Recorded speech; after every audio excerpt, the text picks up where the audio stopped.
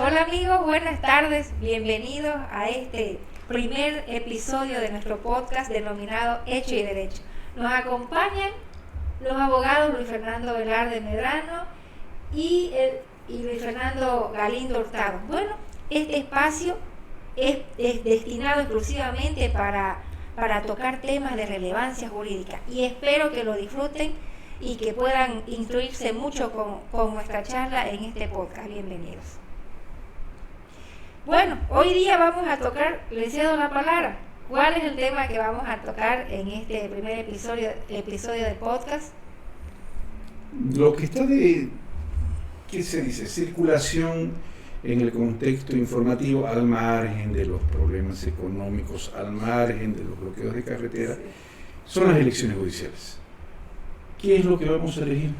Bien, como decía el doctor, es la comidilla, pues, ¿no? de todos los días en los medios de comunicación. Estamos próximos a estos comicios electorales. La población el 1 de diciembre va a tener que acudir a las urnas a emitir su voto, eligiendo nuevas autoridades dentro del órgano judicial, pero es necesario justamente saber quiénes son, a quiénes vamos a elegir, cuáles van a ser sus funciones que van a desarrollar, porque la población necesita saber, necesita de certeza, necesita entender, porque venimos votando del 2011, que fue la primera vez. Es la tercera vez que vamos a acudir a las urnas y no puede ser que no sepamos todavía y que los bolivianos no tengamos ese acceso a la información completa de qué es lo que va a pasar en estos comicios electorales. Yo quisiera saber, o sea, como una ciudadana promedio, la verdad que me ayuden a entender qué es lo que elegimos, qué autoridades, porque dicen elecciones judiciales, pero qué autoridades elegimos en el área judicial, por favor, ayúdenme a entender. Es que a ver, en América hay algo curioso. En América Latina somos el primer país, el único país en realidad actualmente que elija a sus autoridades judiciales. O sea, que hemos decidido democratizar el tema de las autoridades que van a administrar justicia en el país. Entonces, y eso también va a ser en este momento, más adelante, un tema de que podamos discutirlo, podamos analizarlo juntamente aquí con ustedes para ver cuál es la opinión, cuál es la óptica que tienen ustedes respecto a lo que genera el hecho de tener autoridades judiciales electas, ¿no? y tal vez no seleccionadas por su capacidad, sino que sean directamente, si quieren llamarlo así, politizadas a través del voto popular.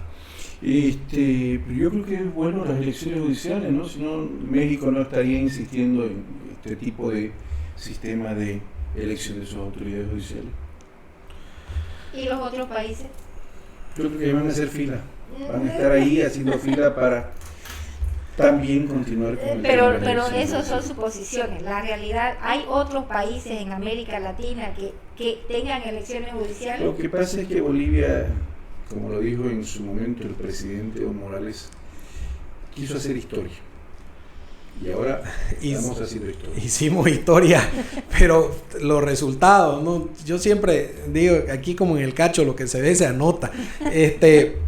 A ver, ¿cuáles son los resultados que nos ha dado el 2011? ¿Ha habido mejoras en la administración de justicia en nuestro país? ¿Cómo está el sistema? O sea, seguramente a eso se refería aquí el doctor cuando dice van a hacer cola a los demás países después de ver semejantes resultados que tenemos en el país, de querer justamente seguir nuestro modelo.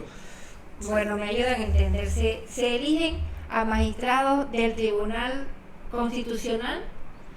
¿A quiénes más? ¿Qué otras cosas? Voy a hacer una aclaración ahorita y que nos ayude nuestro amigo sobre esa temática. El Estado se organiza para su funcionamiento en diferentes funciones, y esta se le atribuye a los diferentes órganos de poder. El Ejecutivo, que es el que se encarga de la administración de todo el Estado; el Legislativo, el de la atribución de leyes básicamente; el electoral, de llevar adelante los procesos de una forma transparente e independiente, eleccionario; y el judicial. Y es ahí donde el órgano judicial, el poder que tiene el Estado, se le da la facultad y función específica de administración de justicia a ese órgano. Pero ese órgano tiene jurisdicciones, y cada jurisdicción tiene la composición de tribunales, y esas autoridades son las que se van a elegir. Aprovecho que nuestro amigo el doctor Velarde nos dé la explicación de eso. A ver, tenemos cada jurisdicción, como decía el doctor, tiene sus propios tribunales y las máximas autoridades en jerarquía son las que vamos a elegir prácticamente, ¿no? Tenemos el Tribunal Constitucional Plurinacional, que está a la cabeza de la Administración de Justicia en materia constitucional. Vamos a elegir a los magistrados del Tribunal Constitucional, vamos a elegir a los magistrados que componen el Tribunal Supremo de Justicia, que son los que están a la cabeza de la justicia ordinaria. Vamos a elegir también a los magistrados del Tribunal Agroambiental, que son los encargados justamente de administrar justicia en materia agroambiental y el máximo ente jerárquico dentro de esta jurisdicción, que es la agroambiental. Y también vamos a elegir a los consejeros de la magistratura o los que van a componer el consejo de la magistratura, que ya tiene que ver más que otra cosa con lo administrativo, ¿no? Son los encargados justamente de la administración y funcionamiento de todo el órgano judicial, y además son el ente disciplinario, son el régimen disciplinario, ¿no? Dentro del órgano judicial. Eso en resumen, ¿no? Es lo que vamos a elegir el 1 de diciembre. Pero, a ver, a nosotros nos van a entregar una papeleta, Sí. a todos, y en la papeleta vamos a elegir para el Tribunal Supremo de Justicia a una persona. O sea, nos van a poner 10 candidatos, 5 varones, 5, ¿no? ¿O son 4? 4 varones y 4 mujeres.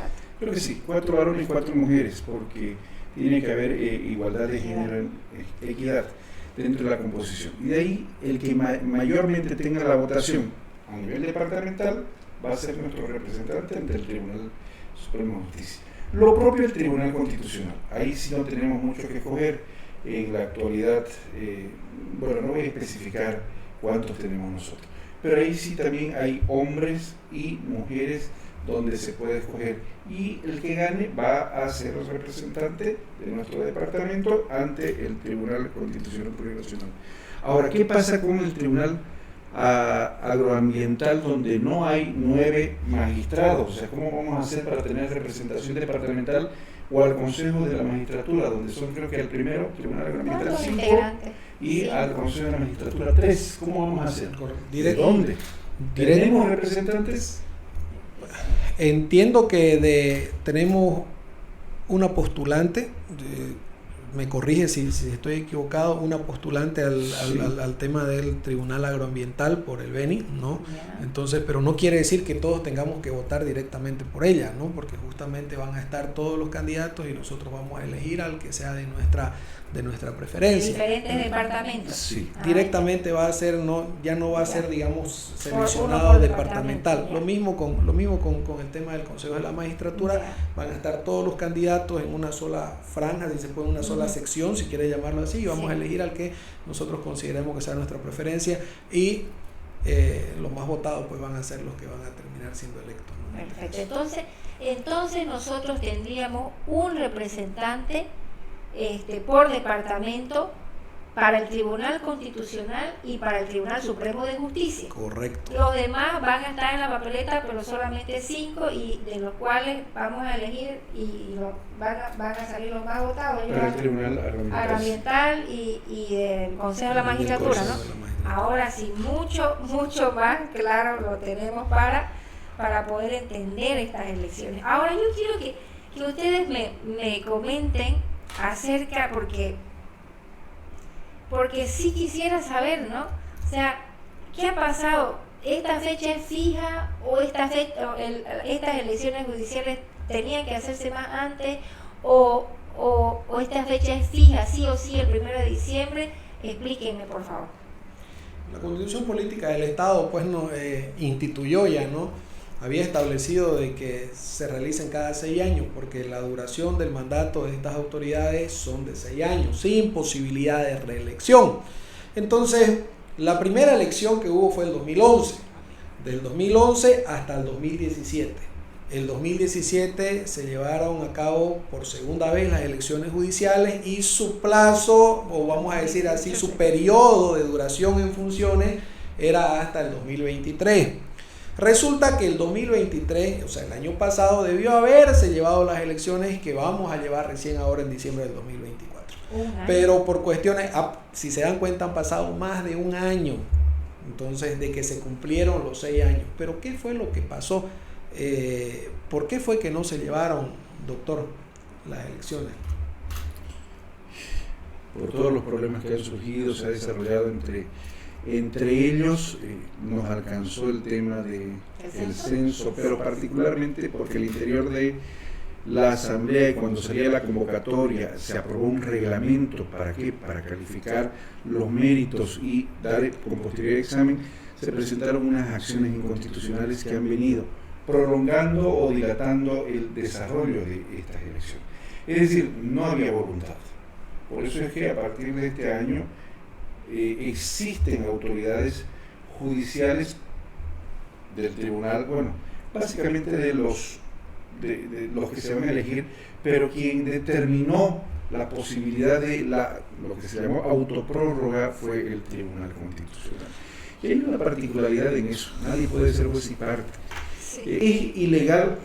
A ver, el Tribunal Constitucional es el encargado del control de constitucionalidad, es el guardián, es el intérprete. No se puede decir que es ilegal lo que el Tribunal Constitucional hace, pero es inmoral. Yo considero que sí, porque una persona no puede dictar resoluciones en favor suyo. Cuando en nuestra sociedad existía un poco de respeto por sí mismo, normalmente todo lo que se modificaba era hacia a futuro y uno no ingresaba en la esfera de beneficiarse con nada de lo que decía. Por eso es que existe en este momento un cuestionamiento al sistema judicial, porque es a lo que ha conducido. Y generó un malestar general en la población, un rechazo, repudio, porque cuando no había voluntad, ¿no?, y al final hubo voluntad para hacer, entonces aparecieron las acciones de inconstitucionalidad, aparecieron las acciones de defensa para trabar este proceso de preselección y el proceso eleccionario en sí. Y por último, el Tribunal Constitucional determina que para supuestamente no haya un vacío de poder dentro del órgano judicial, autoprorrogar sus funciones hasta cuando se elija, ¿no? Entonces,